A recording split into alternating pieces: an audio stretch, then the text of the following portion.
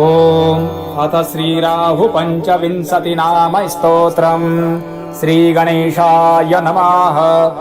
राहुर्दानव मंत्री च सिंहिका चित्तवन्दनः अर्धकायः सदा क्रोधी चन्द्रादित्य विमर्दनः रौद्रो रुद्रप्रियो दैत्याः सर्वभानुर्भानुभीतिदः ग्रहराजः सुधापायी राकातिथ्य विलासुकः कालदृष्टिः कालरूपः श्रीकण्ठहृदयाश्रयाः विदुन्तुतः सैङ्गिकेयो घोररूपो महाबलाः ग्रहपीडा करोदष्ट्रीरक्तनेत्रो महोदराः पञ्चविंशति नामानि स्मृत्वा राहुं सदा नरः यः पठेन्महती पीडा तस्य नश्यति केवलम् आरोग्यं पुत्रमतुलां श्रियं धान्यं पशुस्तथा ददाति राहुस्तस्मै यः पठते स्तोत्रमुत्तमं सततं पठते यस्तु जीवेद्वर्षशतं नराः।